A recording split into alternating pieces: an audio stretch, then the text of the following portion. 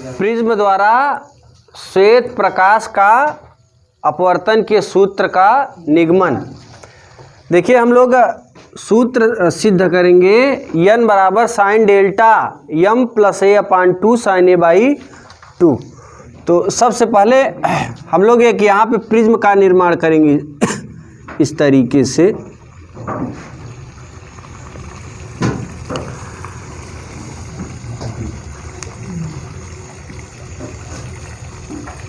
ये हमारा रहा प्रिज्म और इसका नाम रख देते हैं A B C। अब देखिए इस आपतित किरण है, ये आपतित किरण है, इस पर हम लोग प्रकाश की किरण आपतित करेंगे इस तरीके से यहाँ पे, ठीक है ना। अब जैसे ही ये किरण आपतित होगी, इस मुख्य ये जो पृष्ठ है इसके लंबवत एक अभिलंब होगा। अब ये प्रकाश की किरण सीधे ना जाके किधर झुकेगी, अभिलंब की ओर, इस तरीके से झुक जाएगी। फिर यहाँ पे एक अभिलंब होगा इस तरीके से। अब ये किरण जैसे ही बाहर निकलती है अभिलंब से दूर हट जाती है। इस अभिलंब को थोड़ा और आगे बढ़ा दे। ये देख रहे हैं ना, ये आपतित किरण है और ये अभिलंब है, पीछे सबको दिख रहा है।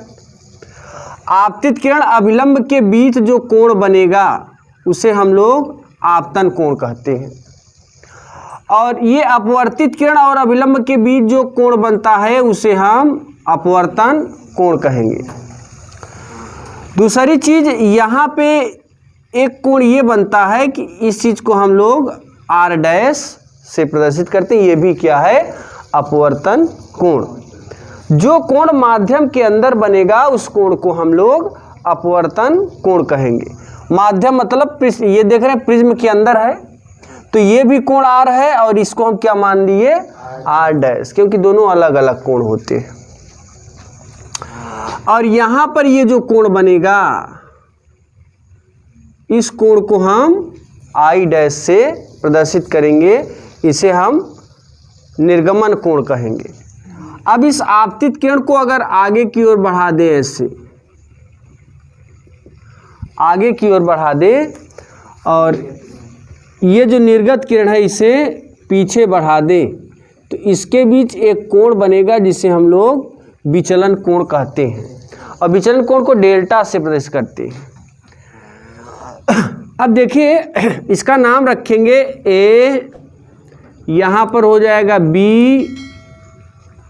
यहाँ पर हो जाएगा C, और इसे कहेंगे D। आपतित किरण AB, अपवर्तित किरण BC और निर्गत किरण CD, और अभिलंब N डैश, यहाँ पे N रख देते हैं, बस इधर का नाम रख देते हैं हम लोग E, और ये वाला हो जाता है F, ठीक है ना।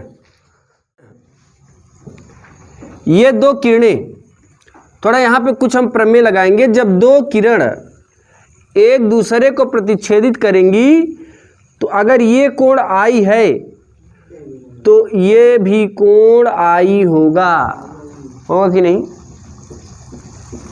यहाँ पे देखिए एक तीसरी रेखा ये आई है, एक प्रतिच्छेदित रेखा इसे मानेंगे अभिलंब को, और दूसरी प्रतिच्छेदित रेखा ये मानेंगे। ये चीज हो गया ये वाली, और इस वाली रेखा को ये मान लेते हैं। इसके बीच कितना कोण बन रहा है, I, यहाँ I। अब इसके बीच में एक तीसरी रेखा ऐसे गई है, ये वाली गई है कि नहीं। और ये रेखा यानी ये रेखा और ये बीच वाली, इसके बीच कितने से कोण बन रहा है, R। अब पूरा कोण कितने अंश का है, I का। अगर हम I में से अगर ये R निकाल दें तो ये वाला कोण आ जाएगा, यानी I माइनस R। ये वाला कोण कितना हो जाएगा, ये, इसे कहेंगे I माइनस R। ये हमारा I माइनस R हो जाएगा। अब दूसरा देखिए, यहाँ पर भी एक कोण बनेगा, जैसे ये बन रहा था ना, यहाँ देखिए एक रेखा इसके लिए खींच दिए ऐसे, दूसरी रेखा ये गई है ऐसे, और इसके बीच कितना कोण बन रहा है I डैश। अब देखो यहाँ पे इसके बीच में, यानी ये वाली रेखा और ये वाली रेखा के बीच में एक ये रेखा ही है, एक रेखा खींच देते हैं। अच्छा बताइए, ये अगर कोण I डैश है तो ये पूरा कोण क्या होगा, I डैश होगा। और यहाँ से ये जो बीच में रेखा आई है और इस रेखा के बीच कितने से कोण बन रहा है, R डैश। अगर हम ये पूरा I डैश में से ये R डैश निकाल लें तो ये वाला कोण आ जाएगा I dash minus R dash.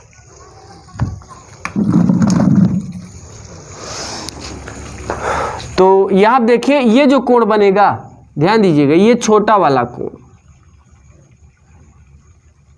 ये वाला कोण कितना होगा I dash minus R dash, I dash minus R dash, ये हो जाएगा।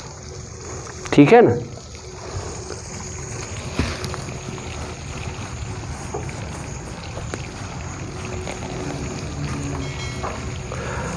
अब आगे देखिए, इसमें यहाँ पर ये एक त्रिभुज यहाँ दिखाई पड़ रहा है, थोड़ा समझ लेते हैं यहाँ पे त्रिभुज क्या है।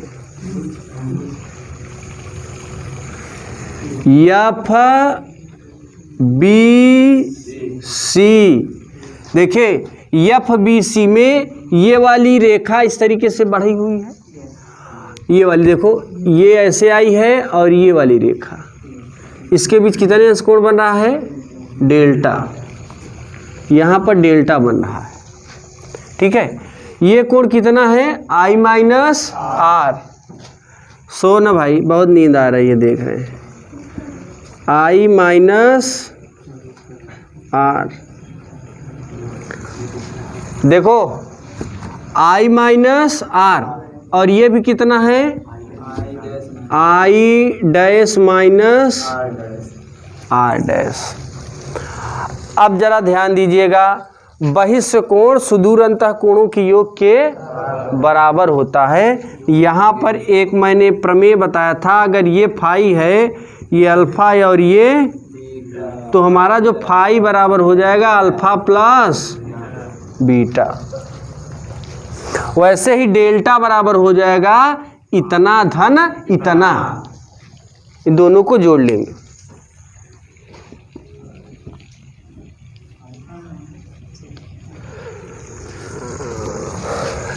ध्यान दीजिएगा, अब त्रिभुज कौन सा त्रिभुज लेंगे, एफ बी सी में, त्रिभुज एफ बी सी में, एफ बी सी में अगर बात करें तो डेल्टा बराबर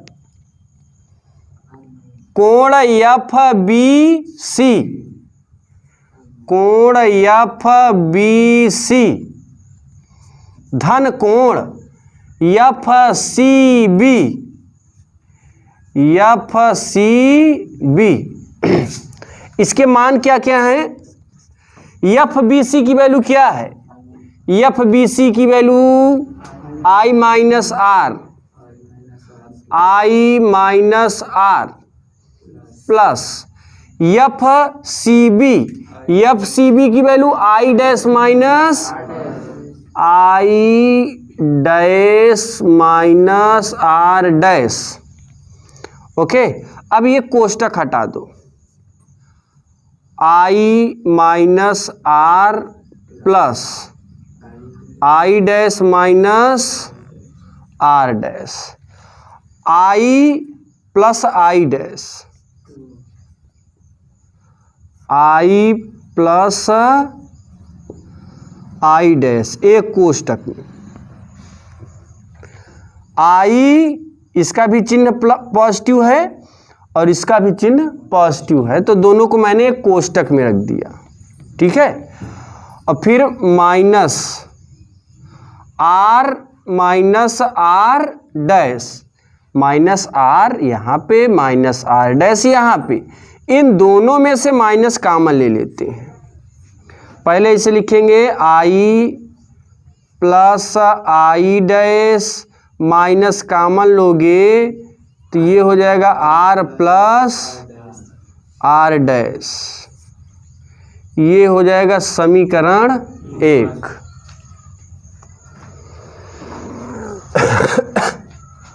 एक समीकरण मिल गया। अब हमारे पास दूसरा समीकरण देखिए क्या है। दूसरा समीकरण है बी सी ई, बी सी ई, ये दो कोण देखिए, एक कोण तो आर है, दूसरा कोण आर डैश, और तीसरा कुछ नहीं है तो यहाँ पे भुजा ई है ना, यानी ये जो कॉर्नर है इसका नाम ई है, तो इसका कोण हम क्या मान लेंगे ई। जैसे आपने प्रिज्म में क्या किया था, यहाँ पे नाम ए, यहाँ पर बी, यहाँ पर सी, यहाँ पर इसका जो लास्ट कोना है ए था, इसलिए आपने प्रिज्म कोण को कहाँ से, ए से मान लिया था कि नहीं। वैसे ही अगर यहाँ पे ई रख दे तो ये वाला कोण क्या हो जाएगा, ई होगा कि नहीं होगा। तो इसी के बेस पे हम लोग इसे मान लेंगे। और आप जानते हैं त्रिभुज के तीनों कोणों का योगफल 180, यानी इन तीनों कोणों को जोड़ेंगे और 180 के बराबर लिख देंगे। तो सबसे पहले त्रिभुज लेंगे, त्रिभुज बी सी ई में, बी सी ई में,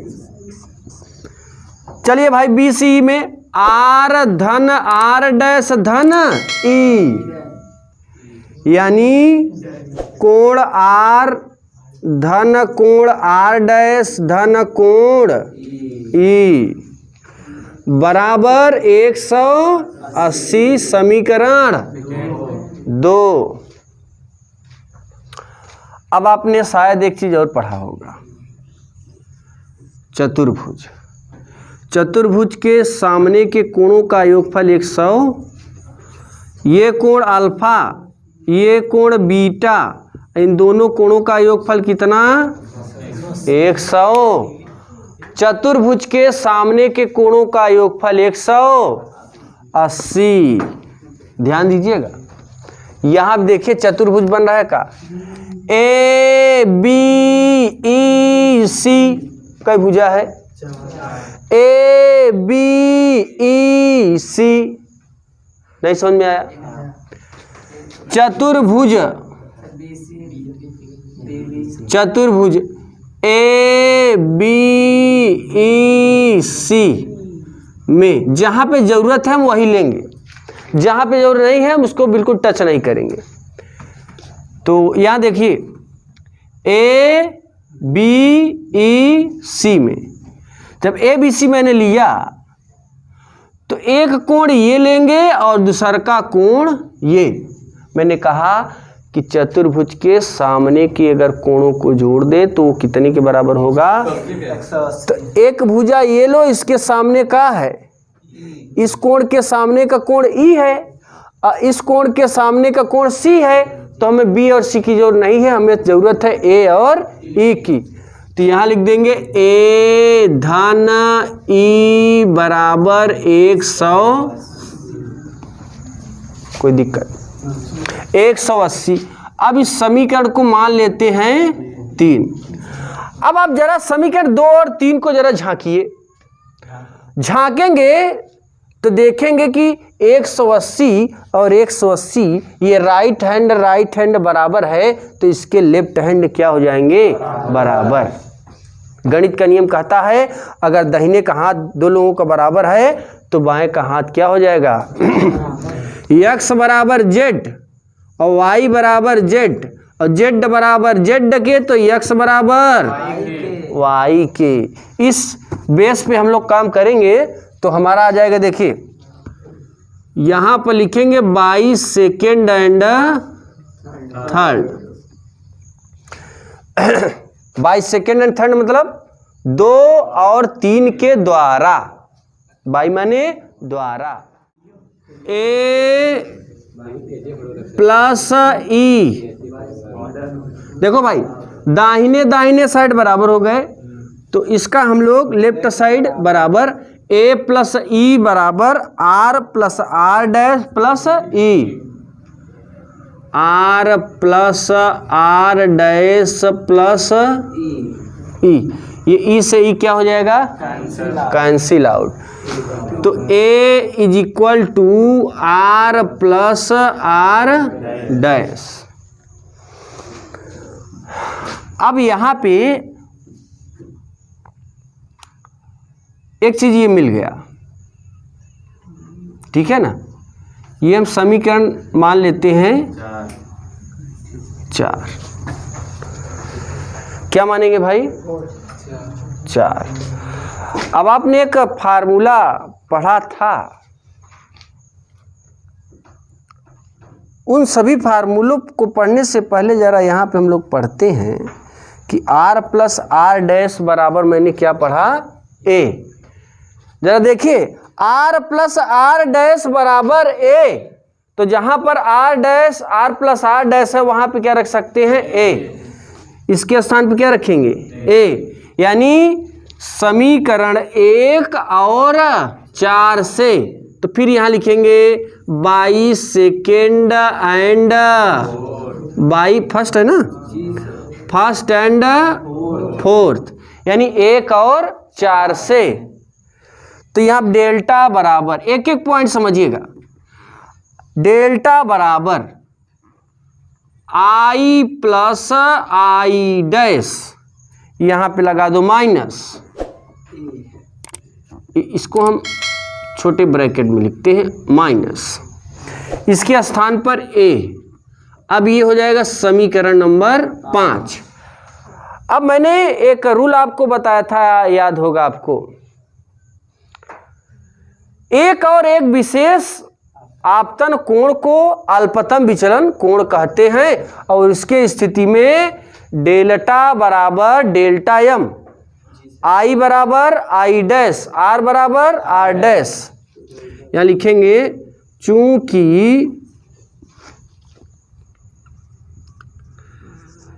एक विशेष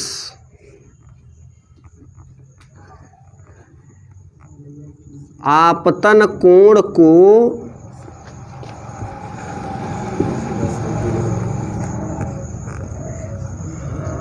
अल्पतम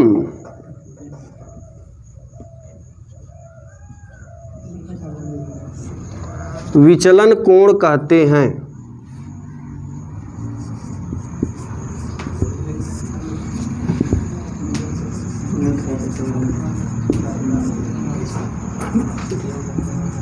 अल्पतम विचलन कोण कहते हैं। तो यहां पे लिख देंगे डेल्टा बराबर डेल्टा एम, कामा आर बराबर आर डैश, आई बराबर आई डैश। तो देखिए समीकरण 5 में जहां पर आई डैश है वहां पे रखेंगे आई, समीकरण 5 में जहां पर डेल्टा है वहां पे रखेंगे डेल्टा एम, समीकरण 4 में जहां पर आई आर डैश है वहां पे रखेंगे आर। तो यहां पे लिखेंगे कि समीकरण 5 और 4 से, 5 और, तो यहां लिखेंगे समीकरण 5 और 4 से। जरा ध्यान दीजिएगा, समीकरण 5 और 4 से बात करेंगे तो सबसे पहले 5 में रखते हैं डेल्टा बराबर, डेल्टा के स्थान पे क्या लिख देंगे? Delta M. आई डैश के स्थान पे तो आई प्लस आई डैश के स्थान पे आई और माइनस ए। फिर यहाँ पे डेल्टा एम बराबर आई में आई जोड़ेंगे 2i माइनस ए, ये देखिए यहाँ से आई की वैल्यू निकालेंगे, ये माइनस से इधर है कायम हो जाएगा, तो डेल्टा एम प्लस ए बराबर 2i। आई की वैल्यू निकालोगे 2 कहाँ चला जाएगा, ये हो जाएगा हमारा डेल्टा एम प्लस ए अपान बराबर आई। ये आई की वैल्यू आ गई, आई की वैल्यू आ गई। अब हम लोग समीकरण 4 में किसकी वैल्यू रखेंगे, आर डैश। तो ये हो जाएगा ए बराबर आर प्लस आर डैश के स्थान पे आर, ए बराबर आर में 8 जोड़ेंगे, यहाँ से आर की वैल्यू निकालेंगे, आर बराबर ए अपान 2। आई और आर की वैल्यू मिल गई। अब इसे हम स्नेल के नियम में रखेंगे, हमारा सूत्र सिद्ध हो जाएगा। अगर पृष्ठ ए बी के लिए बात करें,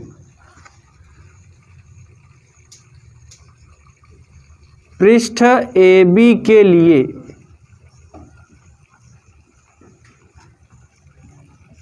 यहां देखिए ए बी है ना, जब ये किरण प्रिज्म में प्रवेश की तो आपतन कोण आई और अपवर्तन कोण आर।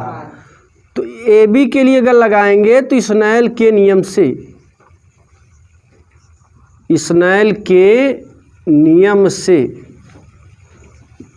स्नेल का नियम लगाएंगे और सूत्र हमारा है n बराबर साइन आई बटे साइन आर। देखो यहाँ पर n is equal to I की वैल्यू मैंने यहाँ पे निकाला है delta m plus A by 2, delta m plus A upon 2 और r की वैल्यू साइन ए बाई 2। देखो r की वैल्यू यहाँ से, तो यही हमारा सूत्र हो जाता है प्रिज्म के अपवर्तन के सूत्र का निगमन। जहाँ पर देखिए n क्या है, प्रिज्म का अपवर्तनांक, डेल्टा m अल्पतम विचलन कोण, विचलन कोण भी अगर आ जाए तो भी लिख लेंगे, ठीक है ना। ए क्या है, प्रिज्म कोण। इस तरीके से इस सूत्र को हम लोग सिद्ध करते हैं और इसका उपयोग हम लोग क्वेश्चनों में करेंगे, उसको क्वेश्चन को सॉल्व करने में। तो लिखिए यहाँ तक।